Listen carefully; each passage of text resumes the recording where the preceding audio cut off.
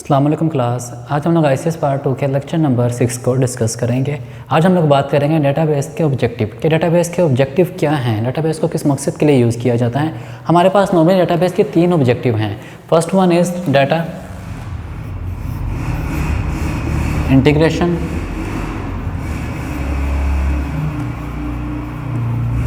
Second one is data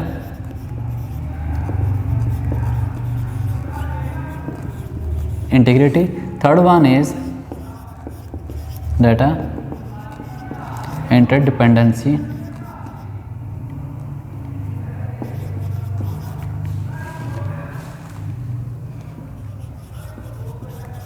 ये हमारे पास क्या है, 3 पॉइंट्स हैं किस चीज़ के, डेटाबेस ऑब्जेक्टिव के।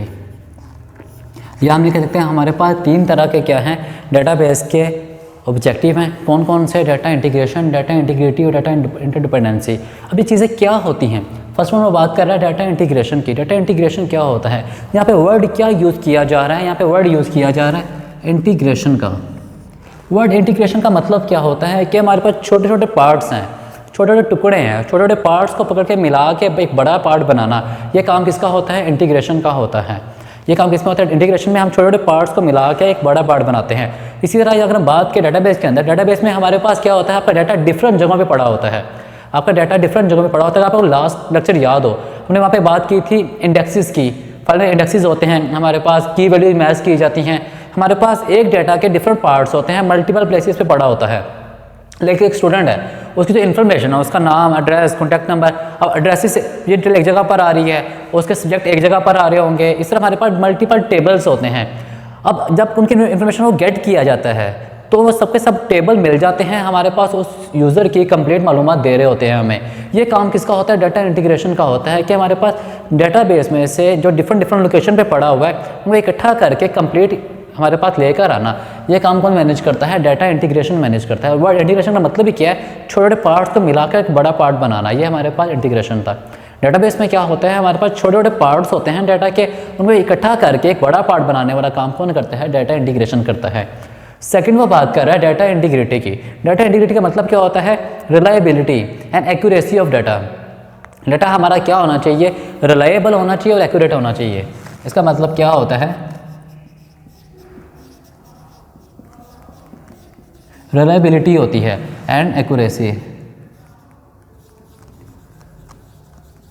एक्यूरेसी ऑफ डाटा, कि हमारे पास जो डाटा मौजूद है वो रिलायबल भी हो और एक्यूरेट भी हो। एक्यूरेसी भी उसकी हो, एक्यूरेट है और रिलायबल हो। क्या मतलब है? अगर आपका डाटा आपको कैप्चर किया जाता है, लेकिन आपका डाटा डिफरेंट लोकेशन पे पड़ा हुआ है, अगर डाटा हमारे पास किसी एक टेबल में अपडेट किया गया है, हमारे पास डाटा डिफरेंट टेबल्स में पड़ा हुआ है, ठीक है। जैसे हम लोगों को याद हो, हमारे पास मास्टर फाइल थी और हमारे पास टेम्परेरी फाइल थी, लेकिन हमारे पास एक मेन फाइल है, इससे रिलेटेड हमारे पास एक ये फाइल है, इससे रिलेटेड हमारे पास एक ये भी फाइल है, और इससे रिलेटेड हमारे पास एक ये भी फाइल है, ठीक है। इसी तरह हमारे पास फर्दर भी हैं। अगर लेट्स सी हमारे पास इस फाइल में कुछ अपडेट किया गया है, इस फाइल में अपडेट किया गया है, तो ये लाजमी है कि हमारे पास अगर इससे रिलेटेड कोई भी काम इस फाइल में या इस फाइल में है, तो उन फाइल्स के अंदर भी अपडेट करना लाजमी है। ये हमारे पास क्या होती है? डाटा इंटीग्रिटी होती है, एक्यूरेसी होती है कि अगर किसी भी फाइल में कुछ भी चेंज किया जा रहा है, उससे रिलेटेड जितनी भी फाइल्स हैं उनको भी अपडेट करना चाहिए हमें लाजमी तौर पर, वो भी अपडेट होनी चाहिए। ये हमारे पास क्या होता है? रिलायबिलिटी, कि रिलायबल होना चाहिए डाटा और एक्यूरेट होना चाहिए। जब कभी हम डाटा को एंटर करते हैं सिस्टम के अंदर, फर्स्ट ऑफ ऑल हम डाटाबेस के अंदर क्या चेक की जाती है? उसकी रिलायबिलिटी और एक्यूरेसी चेक की जाती है कि डाटा हमारा एक्यूरेट है कि नहीं। अगर डाटा एक्यूरेट नहीं है तो डाटा एंटर ही करने नहीं दिया जाएगा।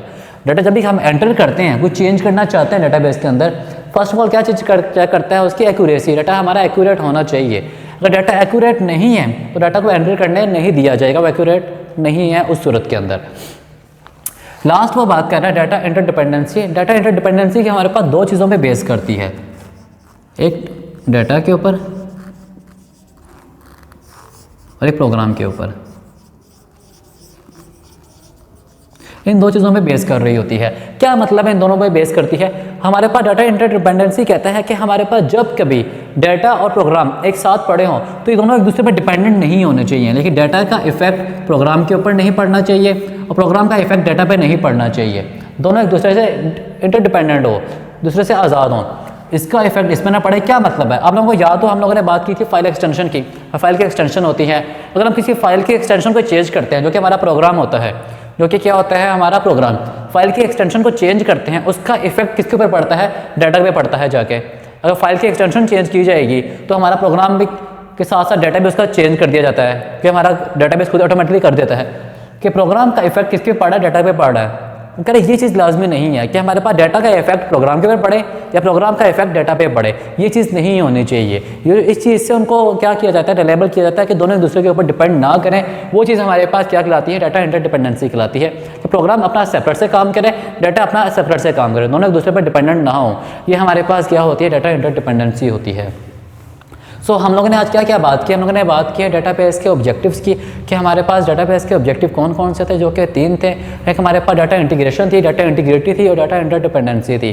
डाटा इंटीग्रेशन में क्या होता है, हमारे पास डेटाबेस के डिफरेंट पार्ट्स होते हैं। हमारे पास जो मेन डाटा है हम जो इस्तेमाल कर रहे हैं उसके डिफरेंट पार्ट्स होते हैं और डिफरेंट लोकेशन पे पड़ा होता है।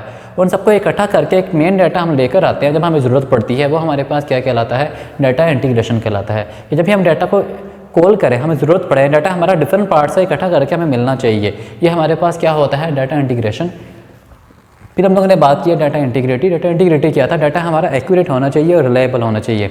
अगर हम किसी भी एक टेबल के अंदर कुछ डाटा एंटर करते हैं, जैसे यहाँ पर था, हम किसी एक टेबल में अपडेट करते हैं, मॉडिफाई करते हैं या एडिट करते हैं, कोई भी काम परफॉर्म करते हैं, उसका इफेक्ट उससे रिलेटेड जितने भी टेबल्स हैं उनके ऊपर इफेक्ट पड़ना चाहिए, वो भी अपडेट होने चाहिए उसके साथ साथ। ये हमारे पास क्या होता है, डाटा इंटीग्रिटी होता है, मतलब रिलायबिलिटी होनी चाहिए और एक्यूरेसी होनी चाहिए। डाटा जब भी एंटर किया जा रहा होगा, पहले क्या चेक की जाती है, उसकी एक्यूरेसी चेक की जाती है, डाटा हमारा एक्यूरेट है या नहीं। अगर नहीं है डाटा एंटर नहीं किया जाएगा। लास्ट हम लोगों ने बात की डाटा इंटरडिपेंडेंसी। इंटरडिपेंडेंसी का मतलब क्या था, प्रोग्राम और डाटा हमारा ये दोनों एक दूसरे पर डिपेंडेंट नहीं होने चाहिए, दोनों सेपरेटली काम करने चाहिए। डाटा का इफेक्ट प्रोग्राम पे ना पड़े, प्रोग्राम का इफेक्ट डाटा पे ना पड़े। हम फाइल एक्सटेंशन चेंज करते हैं, उसका इफेक्ट हमारे डाटा पे ना पड़े। ये हमारे पास क्या होता है, डाटा इंटरडिपेंडेंसी होती है। ये हमारे पास आपका लेक्चर नंबर 6 था। बाकी आप लोगों के लेक्चर नंबर 7 के साथ हम लोग कल मिलेंगे। तब तक के लिए इजाज़त दीजिए। अल्लाह हाफिज़।